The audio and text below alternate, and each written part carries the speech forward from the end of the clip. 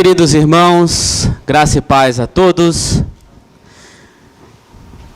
Como é bom estarmos juntos cultuando ao Senhor, tendo este momento de receber novos membros em nossa igreja.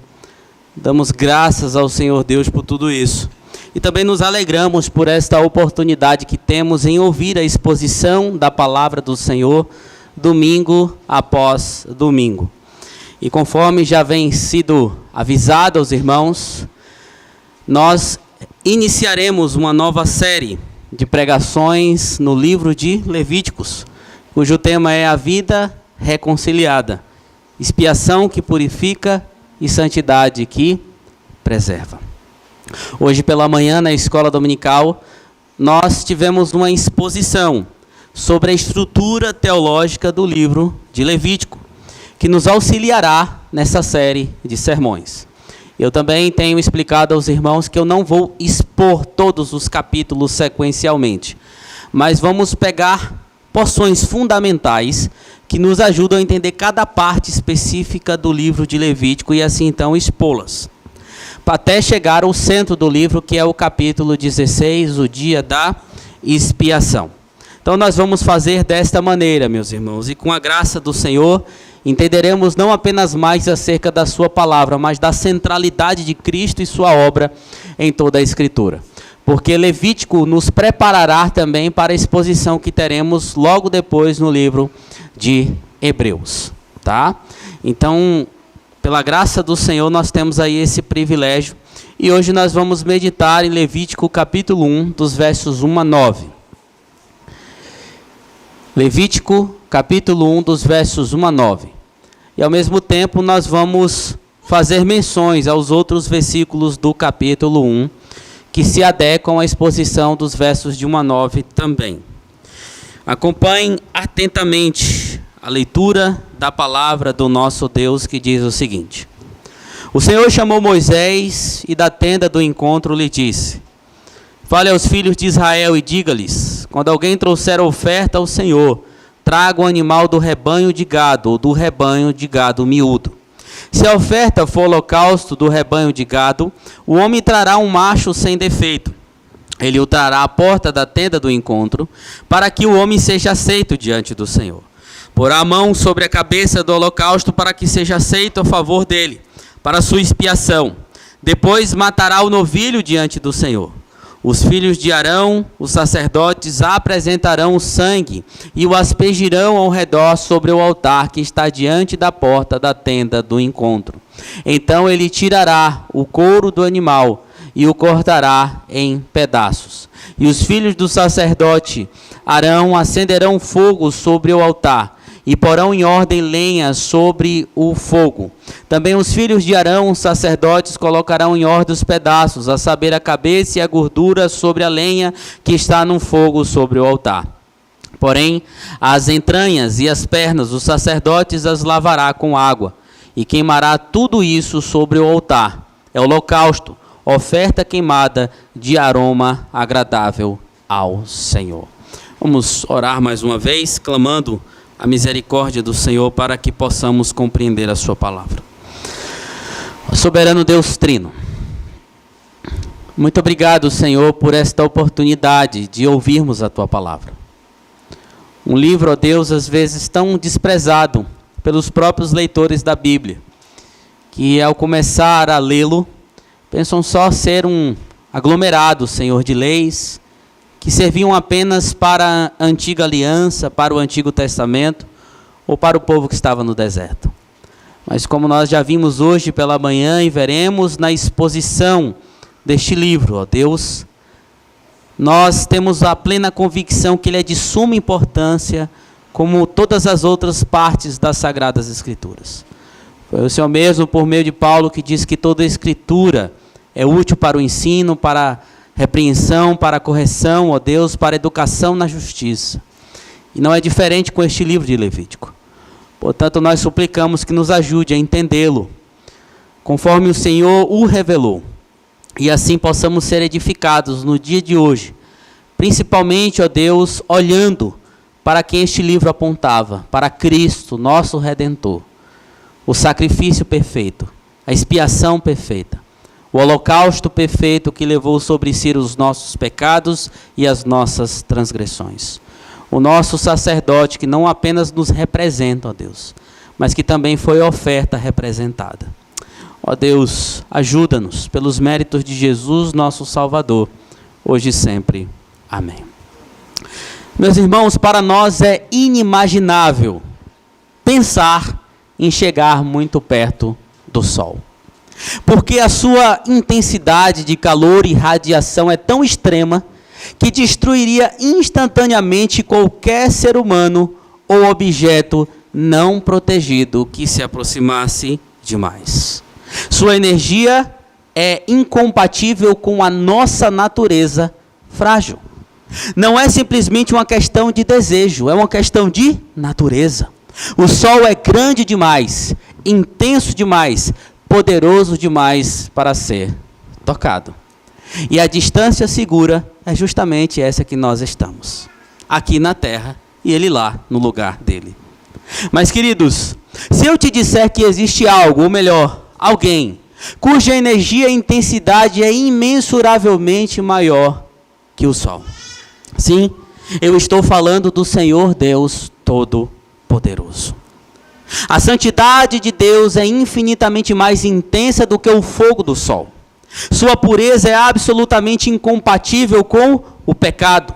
Sua glória não apenas expõe o pecado, mas consome tudo que está relacionado ao pecado. E a pergunta mais urgente das Escrituras não é apenas quem é Deus, mas como um homem pecador pode se aproximar de um Deus santo sem ser destruído, sem ser consumido. Não apenas isso, mas também ter a possibilidade de ser purificado e manter um relacionamento com Ele. Ah, queridos, isso não é possível pela capacidade, pelo mérito humano, por nada que nós temos a oferecer, mas pela própria providência divina. E é sobre isso que esse livro trata, que o livro de Levítico trata. Como nós, pecadores, como povo de Deus, pode se achegar diante de um Deus tão poderoso, tão forte e tão intenso.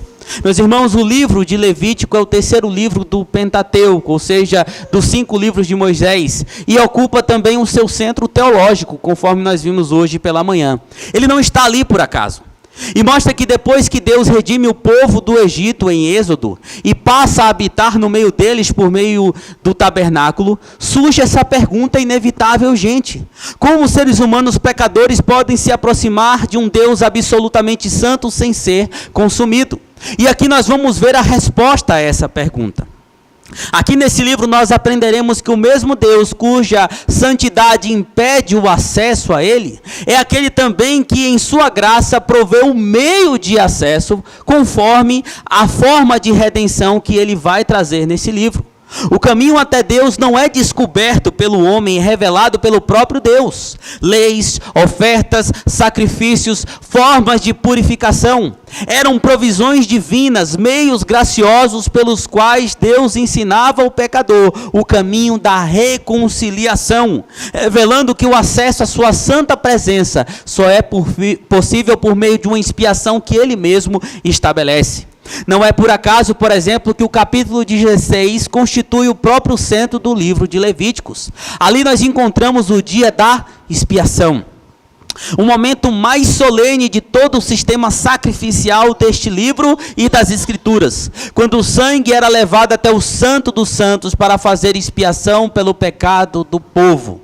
Assim, meus irmãos, Levítico é o evangelho em sombras, apontando para um dia em que o verdadeiro Cordeiro de Deus entraria não em um santuário feito por mãos humanas, mas no próprio céu, abrindo de forma definitiva o caminho para que pecadores pudessem se achegar com confiança à presença desse Deus que é santo, poderoso e misericordioso.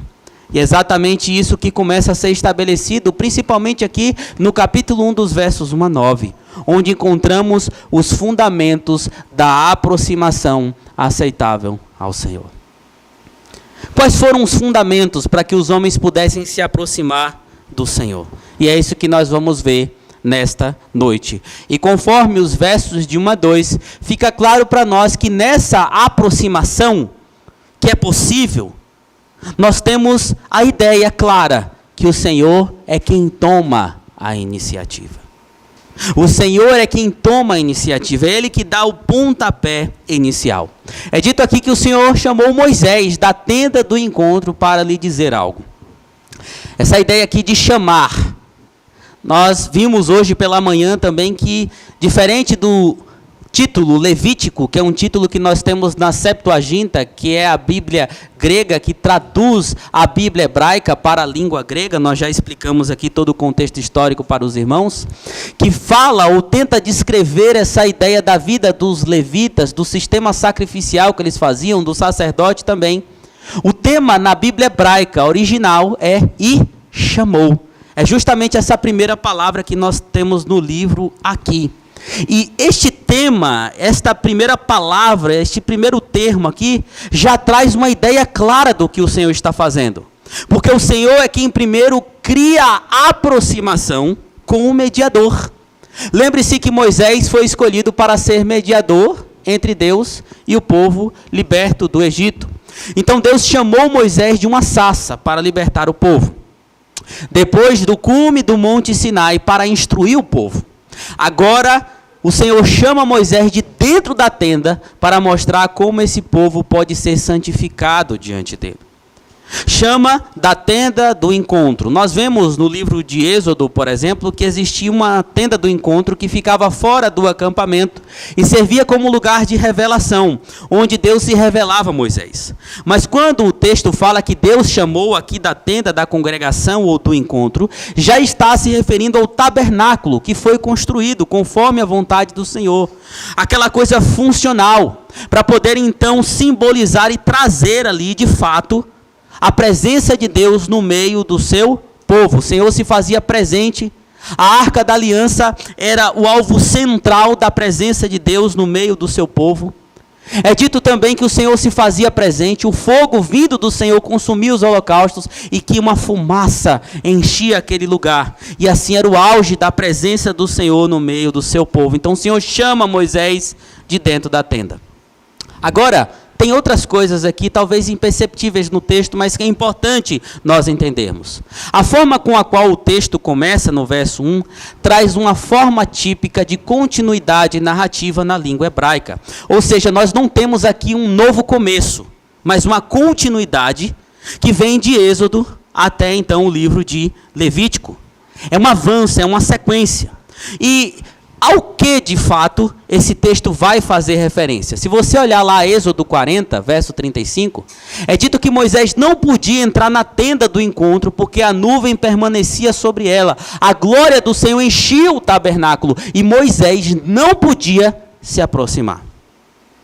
Moisés não podia entrar. E nós temos a ideia aqui, então, de um problema grave a ser resolvido. Como homens pecadores poderiam ter acesso à presença santa de Deus? Nós temos esse problema claro aqui. Nem mesmo Moisés podia se aproximar. E nós temos aqui 3 ideias que estão claras para quem leu Êxodo também, juntamente com Levítico, que é muito forte. A santidade divina é perigosa ao pecador. Lembre-se do Sinai. Os homens não podiam se aproximar do Sinai. A glória do Senhor estava sobre aquele lugar. A morte era possível. Mas também que a aproximação exige a mediação. Se Moisés não podia se aproximar de Deus, quem poderia?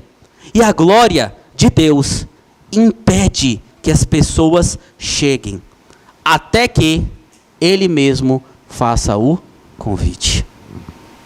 Até mesmo o momento em que Ele convoca e Ele chama para falar. Então o Senhor chama Moisés de dentro da tenda para dar instruções e criar a aproximação. E aqui, queridos, nós já temos uma aplicação muito clara para nós.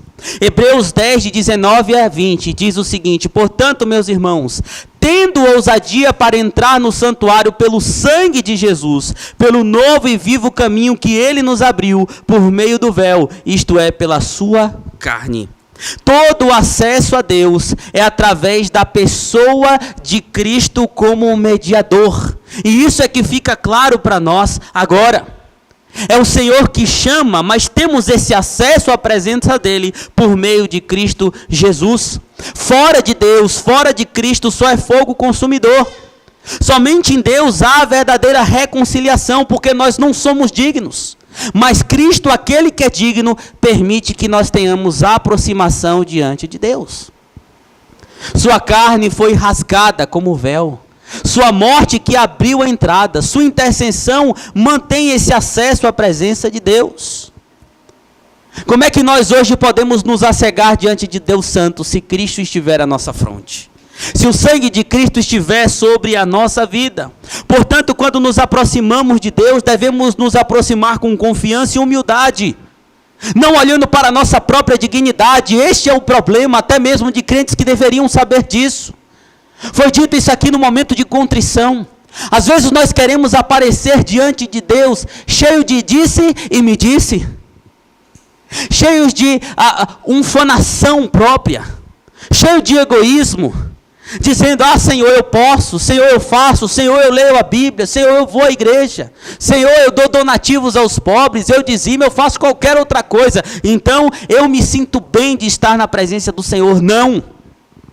Qualquer obra que você faça, qualquer prática que você tenha sem Cristo, ela é impossível para criar acesso a Deus. Mas por meio de Cristo nós vemos, e quando nós confiamos no mérito dele, não há rejeição, mas graça. Não há juízo, mas acolhimento. Não há condenação, mas comunhão eterna. Moisés é chamado por meio de Deus para haver aproximação. Nós somos chamados, convocados, somente por meio de Jesus Cristo, e assim há reconciliação. Não foram vocês que escolheram a mim, eu escolhi a vós outros, disse o Senhor Jesus. Ele nos convocou quando estávamos mortos nos nossos delitos e pecados. Mas, não apenas para Moisés, mas também para todos os filhos de Israel, para que esses pudessem se achegar perante o Senhor e serem aceitos, deviam trazer o quê? Ofertas ao Senhor.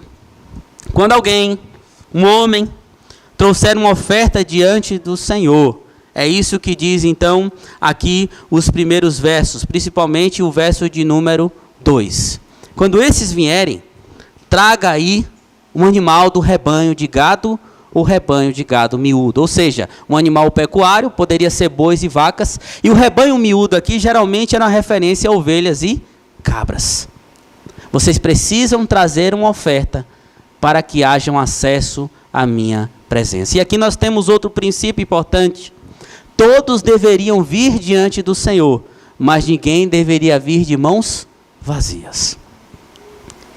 E aqui mais uma vez, queridos, nós temos o texto apontando para o Senhor Jesus Cristo. Ele é o verdadeiro ofertante e a verdadeira oferta.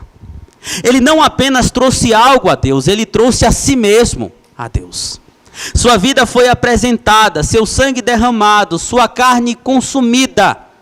E o que os sacrifícios antigos oferecidos a Deus anunciava, Cristo cumpriu de forma substancial e plena. Assim, queridos, o nosso acesso não repousa nas nossas mãos, mas do nosso mediador. Não podemos chegar diante de Deus com a nossa própria justiça, mas é Cristo a oferta que Deus exige para sermos aceitos diante dele. E todo aquele que vem diante de Deus por meio de Cristo, esse sim é aceito, porque Cristo foi o sacrifício entregue em nosso lugar. Mas pastor, e se eu tiver algo a oferecer a Deus? Quando nós estamos entrevistando os irmãos que querem se tornar membros da nossa igreja, geralmente, tanto nós aqui, quanto os presbíteros da nossa igreja, os pastores, fazem uma pergunta muito interessante. Se você chegar diante de Deus, depois de ter morrido, chegou lá na porta do céu, tem um anjo na porta, lá no portãozão, e dizer assim: por que eu tenho que deixar você entrar aqui? O que é que você responde? Os irmãos ficam pensando que a gente vai fazer pergunta difícil, né? Teologicamente. densas teologicamente. Em tal teologia sistemática, em tal página, o que é que está escrito? Não.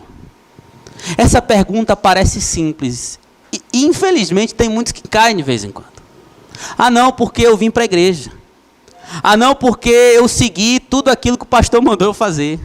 Eu participei da classe de catecúmenos. Não, porque minha mãe praticamente me pariu dentro da igreja. Eu vivi aqui a vida toda. E vários motivos são dados. Mas quando a gente sabe que a pessoa acerta nessa história, nesta pergunta, quando dizem assim, olha, eu não mereço entrar. Essa seria a minha resposta. Mas pela obra de Cristo é possível que eu entre. Por meio de Jesus. Por quê? Porque Ele é aquilo que representa o sacrifício perfeito que nos permite estarmos diante de Deus e nada mais do que isso. A nossa justiça não passa de trapos de imundícia, diz as Sagradas Escrituras. Portanto, Cristo é aquele que é apresentado e que nos representa diante de Deus. Meus irmãos, o texto não diz que Moisés chamou o Senhor, mas que o Senhor chamou Moisés. Fica claro, a iniciativa é divina. Isso significa que sua salvação não começa quando você decide buscar a Deus, mas quando Deus decide buscar você. Não é o Senhor que está perdido, éramos nós que estávamos perdidos, mas Ele vem ao nosso encontro. É assim que aconteceu no Êxodo. Aquele povo nem lembrava, muitos deles, do seu próprio Deus. Mas quando o Senhor manda Moisés, Ele manda dizer, eu sou o Senhor, seu Deus, eu sou o que sou, eu vim libertar vocês. E esta verdade destrói todo orgulho espiritual e provoca em nós o que? Humildade e gratidão. Mas o que o Senhor quer de mim é só humildade e gratidão? Não precisa mais nada. Deus chama o homem também, queridos, para que o homem responda. O chamado não é o fim, é o começo de uma vida de relacionamento, comunhão e consagração diante do Senhor. Nós somos chamados, assim como Moisés foi e o povo foi, não para viver distante de Deus. Pronto, eu cheguei perto uma vez, deixa eu me afastar. Vou ficar longe da tenda do Senhor, né? Não. Mas ele vive respondendo ao chamado de Deus. E como isso se aplica aos nossos dias? Não mais com sacrifícios de animais. Porque Cristo cumpriu todas as coisas, mas em oração, em obediência e adoração. Sua vida inteira se torna uma resposta ao chamado divino. E aqui nós temos uma conclamação para todas as faixas etárias. As crianças que são recebidas, batizadas enquanto crianças. Viu, crianças? Vocês têm a obrigação de estarem diante do Senhor, servindo ao Senhor de acordo com a consciência de vocês. Os adolescentes, do mesmo jeito. Não, eu vou porque eu sou obrigado, eu vou porque eu estou acostumado, eu vou porque eu tenho que ir. Não. Se você é chamado como um filho da aliança, a sua vida tem que ser coerente aqui, mas também lá fora. É integral. Você que é adulto, você que é pai, você que é mãe, você que é um adulto responsável, você foi chamado, assim como eu, para viver corandeu, diante de Deus. Que expresse uma vida de comunhão. Você não tem comunhão com Deus só no dia do Senhor, dia de domingo. A comunhão é todos os dias. Esse chamado à comunhão não é simplesmente diante dos olhos dos homens, mas é todos os dias aos pés do próprio Deus. Aqui está uma evidência de quem foi aproximado do Senhor. É sal, é luz, é diferente, mas ama o Senhor.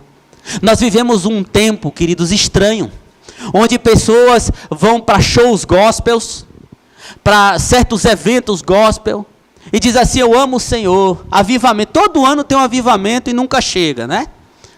Eu amo o Senhor, é declaração em cima de declaração, é promessa em cima de promessa, mas quando sai desses eventos, não parecem que tem contato com Deus. Não parece. Mas a aproximação é para isso. O Senhor nos chama, o Senhor que aproxima. E aqui vem o chamado pulo do gato das Sagradas Escrituras. Deus é sempre quem toma a iniciativa. A iniciativa é monegista. Sabe uma das coisas que mais me corta o coração, como pastor? Esses meus 13 anos como evangelista, missionário e pastor, tem uma coisa que, quando alguém vem conversar comigo, corta meu coração.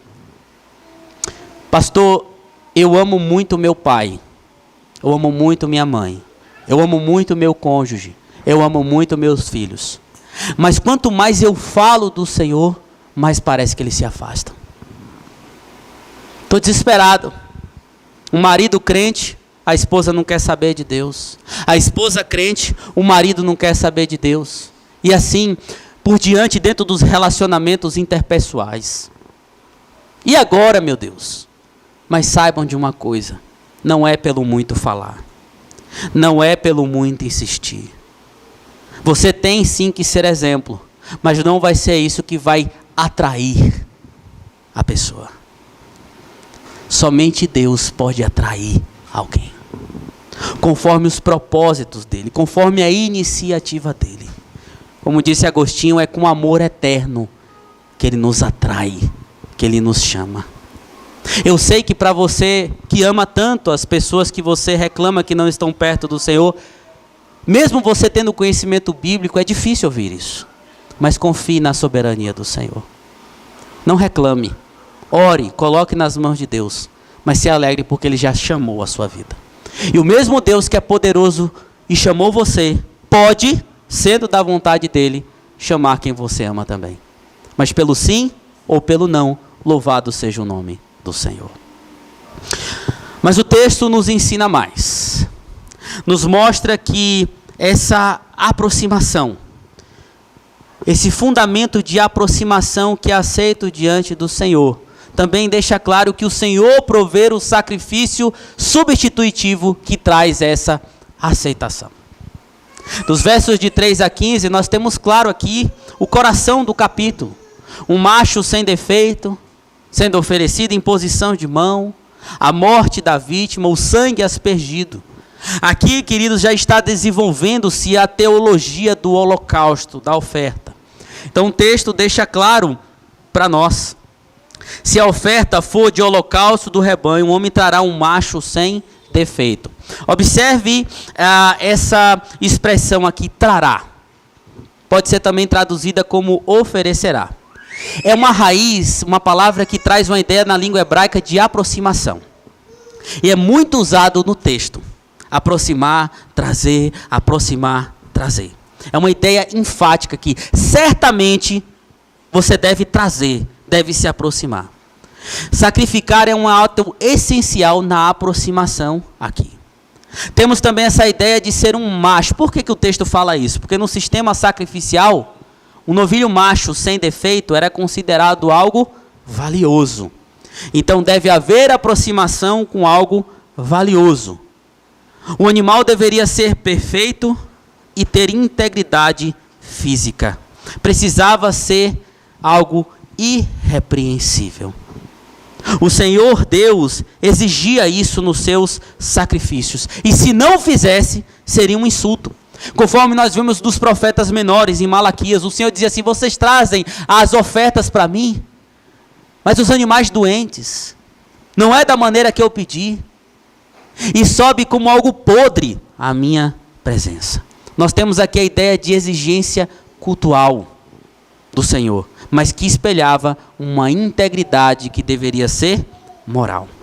Levítico 17:11 diz o seguinte: porque a vida da carne está no sangue. Eu tenho dado a vocês sobre o altar para fazer expiação pela vida de vocês, porque o sangue fará expiação pela vida. E aqui mais uma vez nós temos algo que precisa ficar claro para nós. O Senhor pede o melhor para o sacrifício. Mas a pergunta que eu fiz hoje pela manhã é: por que os animais nascem?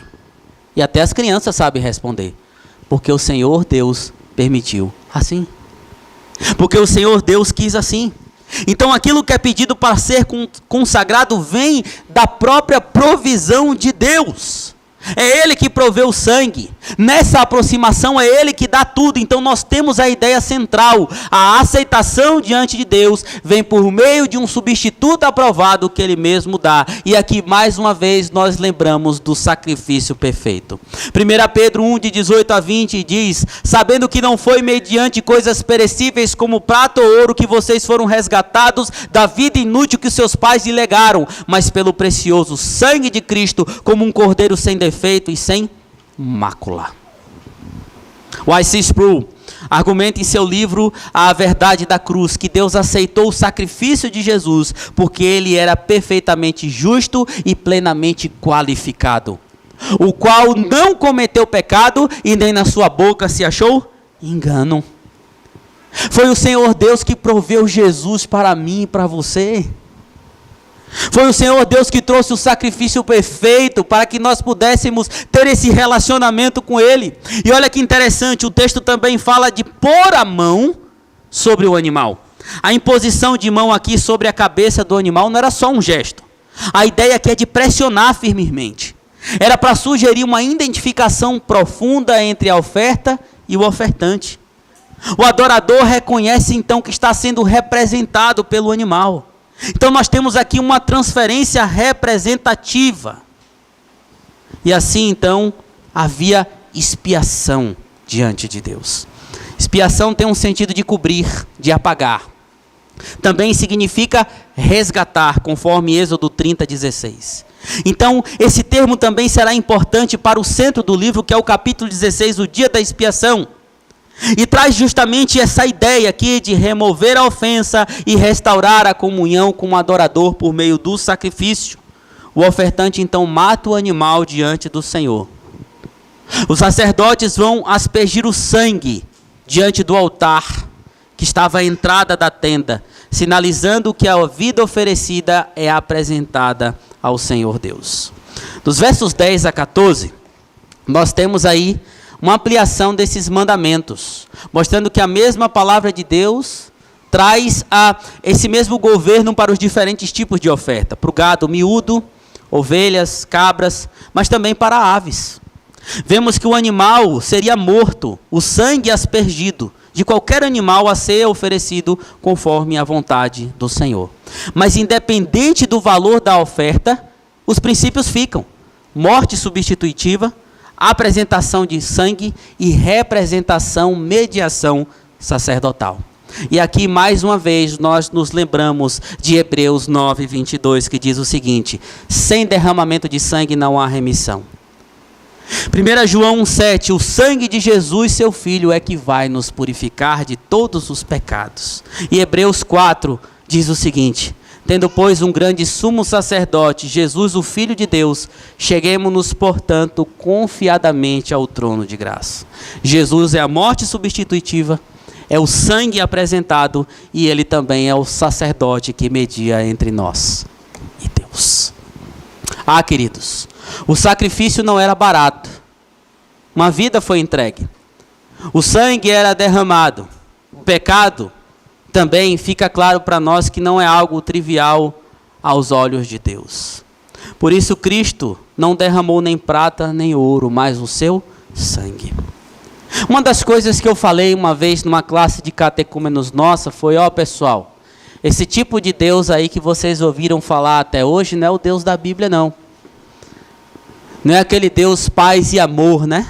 Dos regueiros.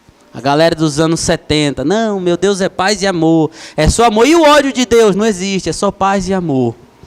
O meu Deus é o Deus que aceita tudo, que releva tudo. Mas esse Deus é um Deus que exige morte e sangue. Esse é o Deus da Bíblia. Porém, Ele mesmo veio se oferecer como morte e sangue. E Cristo, o Deus Todo-Poderoso, o Senhor, quem está falando aqui? É o Deus da aliança, Yahvé. E a Bíblia diz que esse Deus da aliança era quem? Jesus. E por que, queridos, nós sabemos disso e temos a plena consciência? Porque muitas vezes buscamos refletir um estilo de vida incoerente com essa realidade. Como assim, pastor? Pensemos então. Se fomos substituídos por Cristo, que é perfeito e lavado no seu sangue, por que então nós tratamos o pecado como algo pequeno? Sendo que algo grande foi feito. Deus ter vindo morrer pelos nossos pecados. Por que brincamos com os nossos pecados secretos? Charles Spurgeon dizia que quando nós pecamos secretamente, nós estamos abraçando os mesmos pecados que pregaram o nosso Senhor na cruz. Porque muitas vezes nós vivemos uma vida espiritual negligente. Se o que nos purificou e nos uniu como irmãos foi o sangue precioso de Jesus. Por que que nós amamos o mundo mais do que o próprio Cristo Jesus que morreu em nosso lugar? Porque nós resistimos muitas vezes em abandonar pecados específicos que são ídolos do nosso coração, guardados ali as 7 chaves, aonde o pastor não vê, os seus irmãos não vê, mas Deus vê o pecado que você está cometendo. Por que que nós valorizamos mais as coisas terrenas do que o Salvador que nós temos? A gente luta pelo lixo deste mundo. A gente vive pelos lixos deste mundo. Pastor, você está chamando minha casa, meu carro, meus bens materiais de lixo? O que é que vai acontecer com ele daqui a alguns anos? A casa não ficará de pé. O carro vai virar sucata. Tudo aquilo que você dá valor material vai se extinguir. Mas para nós essas coisas são mais preciosas, mais caras. A gente gasta tempo, a gente gasta suor, a gente gasta sangue por causa dessas coisas, mas não dá o devido valor ao Salvador que nós temos e entregou a vida em nosso lugar. Por que que nós esquecemos do preço do sangue que nos resgatou? A reconciliação exigiu algo caro. Sacrifício. Por quê, meus irmãos? Por quê? Mas essa mesma graça que chama, que transforma, é a graça que reabilita. Cristo não morreu apenas para nos purificar uma vez, mas até que Ele venha. Então reconheça diante do Senhor, mas peça a Ele que você possa se dedicar completamente a Ele, porque Ele vale mais do que todas as coisas, porque o seu sacrifício substitutivo vale mais do que todas as coisas. Peça, Senhor, que meu coração esteja em Ti. E aí, o resto do mundo vai ser refúgio diante de você. Tudo vai valer muito menos diante do sangue precioso de Cristo Jesus. Mas, por fim, essa reconciliação, essa aproximação, nos mostra também que o Senhor recebe o sacrifício que sobe como um aroma agradável. Dos versos 6 a 9, o animal já foi identificado com o ofertante morto em seu lugar. Agora ele é preparado, lavado e completamente queimado. Nada fica retido. Haverão sacrifícios e ofertas que uma parte ficarão com os sacerdotes e com o ofertante. Mas até aqui, tudo é consagrado e queimado diante do Senhor. E o fogo leva a oferta inteira à presença de Deus. O animal é esfolado e dividido. Nada é improvisado no culto. Os sacerdotes organizam o fogo e a lenha. O Senhor determina como deve ser adorado. As entranhas e pernas são lavadas, porque o que sobe ao altar do Senhor deve ser puro. Nós vemos isso também dos versos 12 a 13 e 16 a 17. A oferta queimada agora era cortada em pedaços, abatida em vários cortes de carne. A cabeça e a gordura ou sebo são melhor entendidos como separados do corte da carne. Eram feitos por aqueles que praticavam regularmente, conforme Ezequiel 44:11, era uma incumbência dos sacerdotes e levitas. O sacerdote tinha a responsabilidade clara de acender o fogo no altar e arranjar cuidadosamente a lenha. Se você já arrumou uma fogueira aqui, você sabe que a madeira precisa estar bem disposta, não é verdade? Senão não queima. É difícil. Até mesmo no churrasco, né? Você tem lá o carvão. Se não colocar direito, não vai. Foi o Beto que me ensinou a botar o carvão de maneira certa, né? Hoje eu já consigo queimar e oferecer aquele sacrifício ao Senhor. Mas eu não conseguia colocar direito, então eu aprendi. O que isso nos revela até aqui? Nada é caótico no culto ao Senhor. Aí voltamos para a nossa realidade. Por que a gente não oferece nada estranho ao Senhor?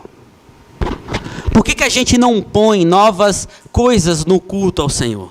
Por que a gente não adere a essa esquizofrenia dos dias de hoje, onde as pessoas põem o mundo dentro da igreja no seu contrário? Que fazem da casa de Deus leilão, boates, lugar para maciar ego e outro tipo de coisa, porque o culto conforme a vontade do Senhor está na Bíblia. E nós seguimos assim.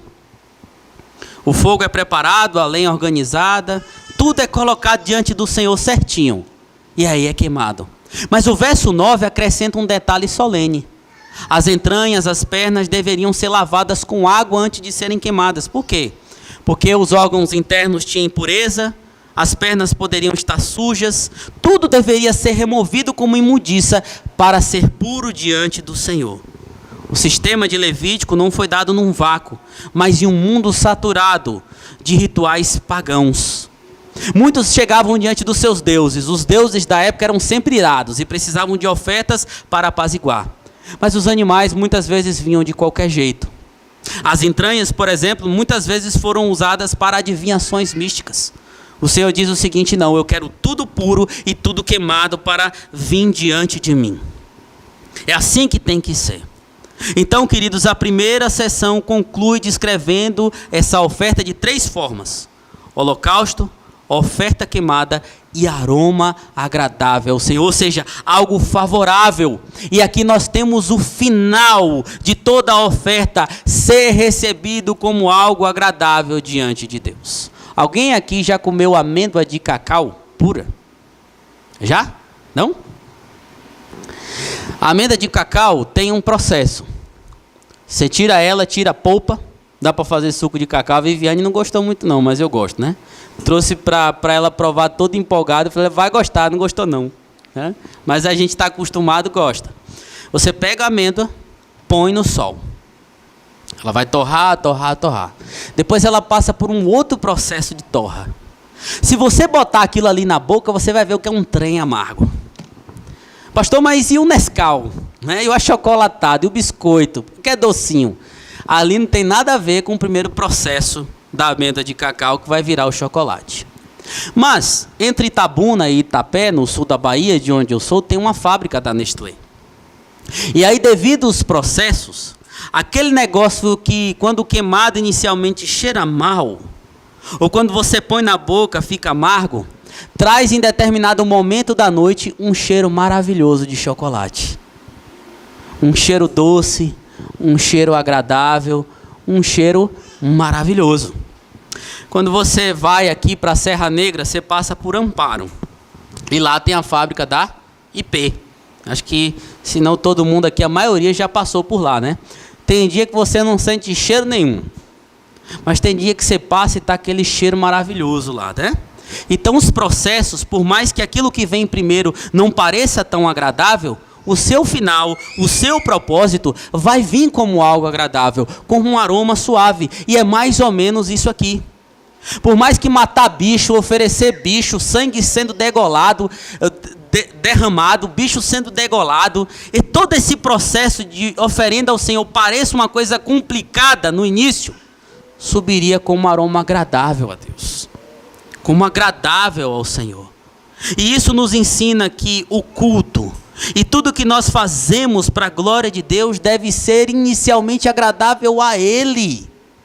Não é para o nosso bem, não é para o nosso bel prazer, não é para o nosso deleite. Eu vou lá cultuar porque eu estou me sentindo bem.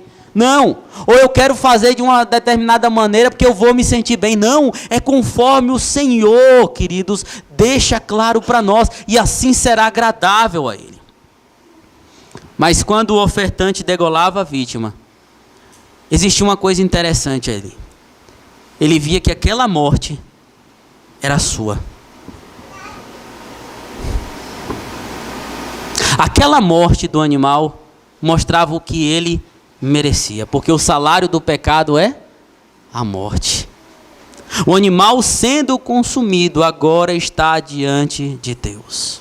O holocausto, portanto, não é apenas uma rendição, mas é a vida substitutiva. a ira seria satisfeita. Tudo conforme a vontade do Senhor. O holocausto era queimado, nada era retido. Tudo subia ao Senhor, assim que Ele queria. Mas, isso também deixa claro para nós, por que a nossa vida hoje é aceitável diante de Deus. Por que a nossa vida hoje é agradável diante de Deus. Se você abre Romanos capítulo 8, nos diz lá que o Senhor nos ama agora como seus filhos. Que nós somos irmãos do nosso Senhor Jesus Cristo, amados diante de Deus. Que nada pode nos separar do amor do Senhor. Porque agora, por causa de Cristo, nós somos agradáveis aos olhos dele. Por que isso, meus irmãos? Porque o nosso Senhor Jesus morto, esfolado, esbagaçado numa cruz, com as mãos arrebentadas, com os pés arrebentados, com o corpo dilacerado, foi agradável a Deus para que a gente pudesse ter vida, para que a gente pudesse ser aceito diante do Senhor desta maneira. E a pergunta não é, Deus então se agrada de uma parte da minha vida? Não, mas é de toda a sua vida. Por quê? Porque o Senhor nos salvou, nos redimiu por meio de Cristo, porque a oferta de Cristo foi suficiente de uma vez por todas. E a nossa vida deve ser coerente com isso também. Paulo diz, apresentem um corpo de vocês como um sacrifício vivo, santo e agradável a Deus. Deus não se agrada de ofertas parciais. Você pode frequentar a igreja e ainda ter um coração distante. Pode cantar louvores e ainda nutrir pecados. Pode servir publicamente e ainda cultivar impureza. O holocausto nos ensina que Deus não apenas perdoa o pecado, mas reivindica o pecador para si. Não apenas salva a alma, mas ele requer toda a sua vida. Cristo foi consumido pelo fogo do juízo para que eu e você pudéssemos subir com um aroma agradável diante de Deus.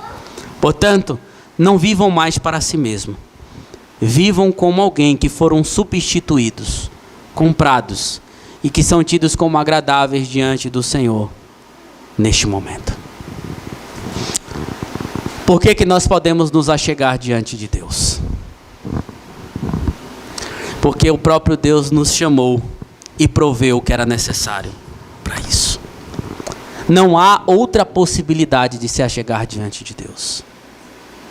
O sol é inimaginável para a gente chegar perto, mas diante de Deus a gente pode, pela mediação de Cristo Jesus. E aqueles que virão precisam entender isso. Não é possível se não for por meio de Cristo e da ação do próprio Deus. Nunca será. Ah, mas eu sou uma boa pessoa. Jesus disse, não existe ninguém bom senão o Pai. As nossas obras são como trapos de imundícia, e nada é suficiente para chegarmos diante de Deus. Mas sim pelo sacrifício vivo e verdadeiro, que é Cristo Jesus. Portanto, meus irmãos, cantemos neste momento esta verdade. Convido a igreja a colocar-se de pé.